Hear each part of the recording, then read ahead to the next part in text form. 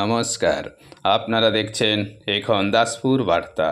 মিলন উৎসবের বার্তায় রথযাত্রা ও রক্তদান শিবির বাড় আনন্দিতে। আমরা মানুষ সুখে দুঃখে একে অন্যের ভাই, পরের জন্য বিলিয়ে জীবন আমরা স্বস্তি পাই। তাই আমার আনন্দ হোক সবার আনন্দ, অন্যের দুঃখে সাথী হই আমরা। ঠুনকো মতান্তরে মনান্তর নয়, বরং সুখে দুঃখে আমরা সবাই থাকি বেঁধে বেঁধে সবার সাথে সবার পাশে। এমনই মিলন উৎসবের বার্তায় চতুর্থ বর্ষের রথযাত্রা উৎসবে সামিল হলো ঘাটাল ব্লকের অজবনগর 1 জিপির অন্তর্গত বাড় আনন্দী গ্রামে রথযাত্রা উৎসব কমিটির আয়োজনে গ্রামবাসী বৃন্দ। প্রভু জগন্নাথ দেবের পুনর্যাত্রা শেষে 17 জুলাই বুধবার হলো মহতী রক্তদান শিবির। এদিন ঘাটাল ব্লাড সেন্টারের সহযোগিতায় 9 জন মহিলা সহ মোট 35 জন স্বেচ্ছায় রক্ত দিয়েছেন। মঙ্গল দ্বীপ জেলে বাড় আনন্দী রথযাত্রা কমিটির প্রথম বর্ষের এই শিবিরে শুভ উদ্বোধক ছিলেন ঘাটাল মহকুমা শাসক সুমন বিশ্বাস। রক্তদাতাদের উৎসাহদানে আরও সামিল ছিলেন এই কমিটির সভাপতি প্রণব জানা, সম্পাদক সুধাকর ভট্টাচার্য, প্রবীণ সমাজসেবী কার্তিক বেরা, শিক্ষক দিগন্ত বাউড়, বিষ্ণুপদ বেরা প্রমুখ সুধীজন।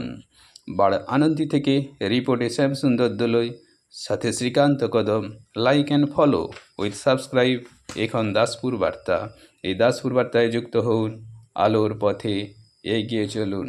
ঠিক একইভাবে প্রসঙ্গত উল্লেখ্য, এদিন দাসপুর 1 ব্লকের খাট বাড়োয়ে কবি ও সমাজসেবী সৈয়দ হারুন অল রশিদের প্রয়াণ দিবস উপলক্ষে তার সুযোগ্য পুত্র সাবির আহমেদের আয়োজনে 24 জন স্বেচ্ছায় রক্ত দিয়েছেন।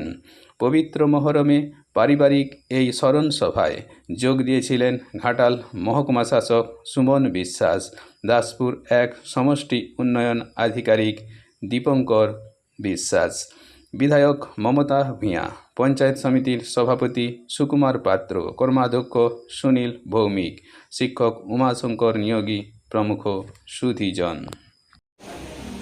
সংঘের নামাঙ্কিত কমিটির নামাঙ্কিত ব্যাচ বা অভিজ্ঞান প্রদানের মধ্য দিয়ে আমরা কিছুক্ষণের জন্য মহান ব্যক্তিত্বকে আমরা নিজেদের করে নিচ্ছি। বা আমাদের রথযাত্রা কমিটির পক্ষ থেকে কর্তব্য ব্যাচ করিয়ে দিচ্ছেন মাননীয় সুধাকর ভট্টাচার্য মহোদয়। এরপর আমরা অভিনন্দিত করছি স্যারকে পুষ্পস্তবক দিয়ে, সুরক্ষিত পুষ্পস্তবক দিয়ে সম্মানিত করছেন স্যারকে মাননীয় প্রণব জানা মহোদয়ের সভাপতি বা মাননীয় রথযাত্রা কমিটির সভাপতি যিনি মাননীয় প্রণব জানা মহোদয়, স্যারকে আমরা অভিনন্দিত করলাম পুষ্পস্তবক প্রদানের মধ্য দিয়ে। এরপর স্যারের জন্য স্মারক রয়েছে বা মেমেন্টো রয়েছে, স্মারক তুলে দিচ্ছেন কমিটির অন্যতম সদস্য সহসভাপতি।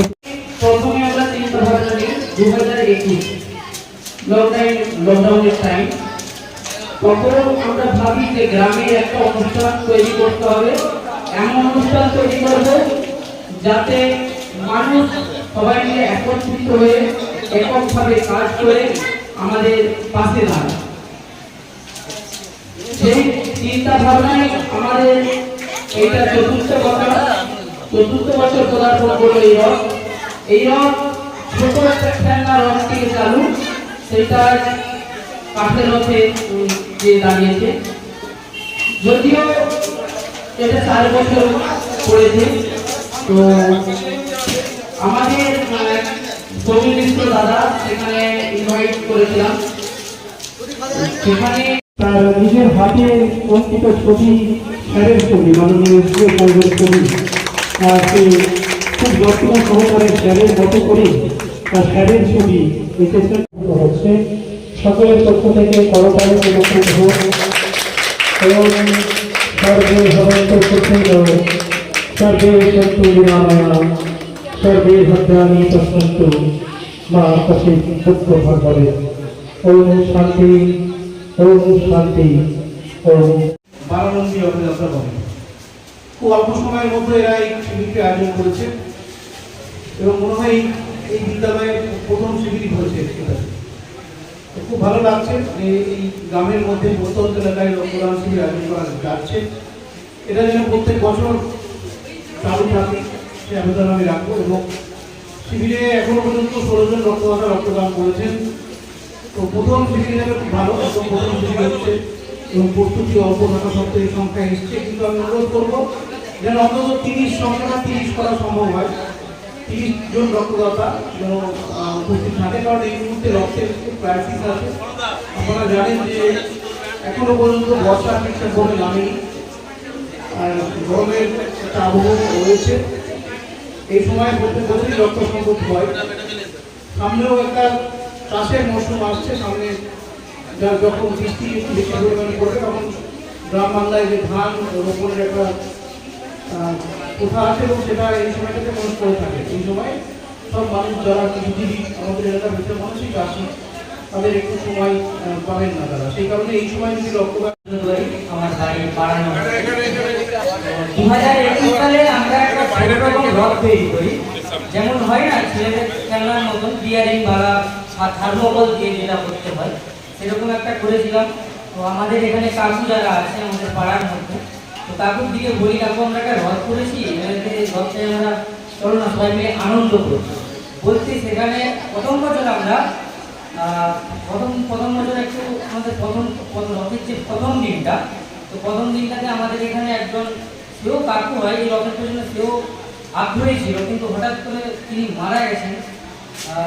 তার জন্য প্রথম রথে আমরা কোনোভাবে আনন্দ করতে পারিনি, কিন্তু তার স্মরণে রেখে সেই রথটাকে আমাদের রথ যতদিন চলবে সেই কাকুর কথা আমরা সবসময় স্মরণ করতে পারি। এই রথের দিনে আমাদের কাকু আমাদের ছেড়ে চলে গিয়েছিলেন। বাচ্চাদের সেই বাচ্চারা দুটি বাচ্চা মিলে প্রথম থার্মোকলের একটি রথ তৈরি করে তারা গোটা গ্রাম পরিক্রমা করেছিল। তো আস্তে আস্তে সেই রথটি আজকে 4 বছর পূর্ণতা পেয়েছে, 4 বছরের আজকে রথ। সেই 4 বছরে অনেক সংঘর্ষ করে বা অনেক করে সকলের কাছে সহযোগিতা চেয়ে এই রথ আস্তে আস্তে আমাদের একটা বড় পর্যায়ে এসে পৌঁছেছে। এবং এই রথ আমরা ভবিষ্যতে আরো যেভাবে বড় করবো বা বড় করে চালিয়ে নিয়ে যাব, সেরকম একটা সিদ্ধান্ত আমরা রেখেছি। এর পরবর্তীকালে বা আজকের এই যে রক্তদান শিবির